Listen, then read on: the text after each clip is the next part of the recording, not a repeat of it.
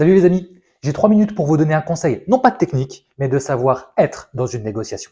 Je vais vous parler d'une des 3 grandes compétences indispensables, savoir générer de la confiance. Comme toutes les compétences de savoir-être, vous allez construire cette confiance tout au long de la négociation. Et je vous explique ça étape par étape. 50% de votre boulot pour générer de la confiance va se faire en début d'entretien et commencera par votre accroche. Et je vous l'avais expliqué comme ça. Previously. Et qui est de donner un objectif commun partagé.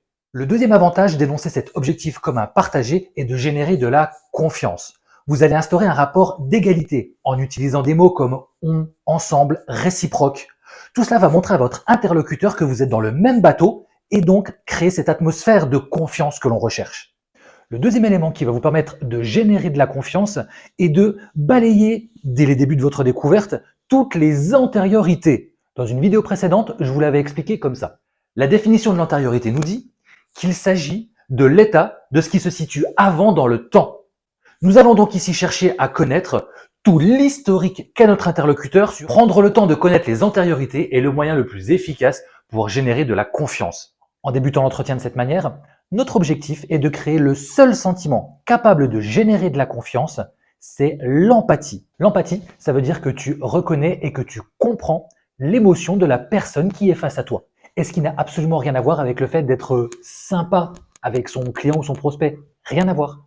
Malheureusement, avec cette capacité d'empathie, on n'est pas tous égaux. Certains sont empathiques de nature et d'autres, eh ben non. Alors que ce soit dans tes gènes ou pas, pour montrer de l'empathie, c'est très facile.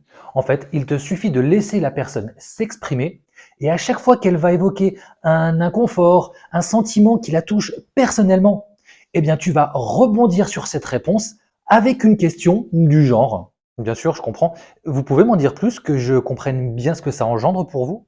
Et tu vas t'apercevoir que plus la personne va livrer ses sentiments et plus la conversation va être détendue, et quasi confidentielle. Enfin, une fois ta découverte terminée, il ne te restera plus qu'une phrase, une question. C'est bien sûr la reformulation et je vous l'avais expliqué comme ça. Pour être le plus efficace possible, votre reformulation va être une question qui se composera des 2 éléments majeurs dont j'ai déjà longuement parlé, une synthèse des besoins et des motivations.